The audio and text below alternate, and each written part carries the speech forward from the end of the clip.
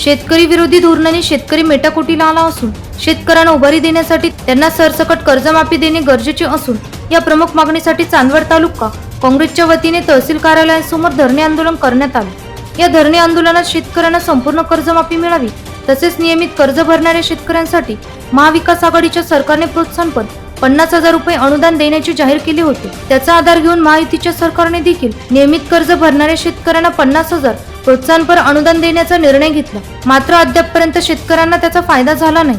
तरी सदर निर्णयाची अंमलबजावणी व्हावी। त्याचप्रमाणे पीक कर्ज देताना स्टेट बँक ऑफ इंडिया व बँक ऑफ महाराष्ट्र यासारख्या बँका शेतकऱ्यांची तोंड पाहून पीक कर्ज वाटप करत आहेत। तरी कोणतेही अटी व शर्ती न लावता सरसकट पीक कर्ज वाटप करावे यांसह विविध शेतकऱ्यांच्या मागण्यांसाठी धरणे आंदोलन करण्यात आले। 2014च्या निवडणुकीमध्ये 15 लाख रुपये देतो असं आश्वासन मोदींनी त्या काळामध्ये दिलं आणि 15 लाखाचे 1500वर आले। त्या महिला बिचाऱ्यांना 1500 रुपये फक्त त्यांनी दिले आणि 1500 रुपये देखील दिले तर त्याची तरतूद जे बजेट झालं त्या बजेटमध्ये केलेली दिसत नाही परिपूर्ण तरतूद।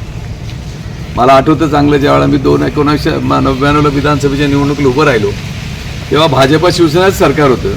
50,000 कोटी रुपये 1.5 लाखावर कर्ज केलं होतं आणि अख्ख्या राज्याची जनता हवालदिल झाली होती की हे 1.5 लाख कोटी कर्ज कसं फेडायचं।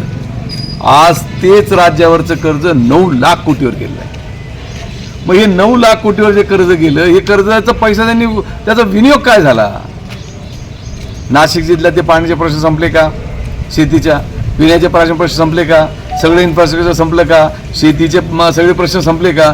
एकही प्रश्न संपलेले दिसत नाही। सगळे प्रश्न ज्या त्या ठिकाणी आहे। मग आम्ही देखील शेतकऱ्यांनी ठरवलं की आमचं देखील ऋण माफ झालं पाहिजे। जो शेतकरी कर्ज घेतो भरतो रेग्युलर त्याचं देखील कर्ज माफ झालं पाहिजे आणि या शेती व्यवसायाला जी घरघर लागली आहे ती घरघर जर थांबवायचं असेल तर शेतकऱ्याचं कर्ज माफ झालं पाहिजे। यावेळी जिल्हाध्यक्ष शिरीष कुमार कोतवाल, तालुकाध्यक्ष संजय जाधव, नंदकुमार कोतवाल, शिवाजी कासो, समाधान जामदार, आदेश शेळके यांच्यासह तालुक्यातील पदाधिकारी, शेतकरी व कार्यकर्ते उपस्थित होते। एनसीएन न्यूज साठी प्रतिनिधी सुनील अण्णा सोनवणे, चांदवड।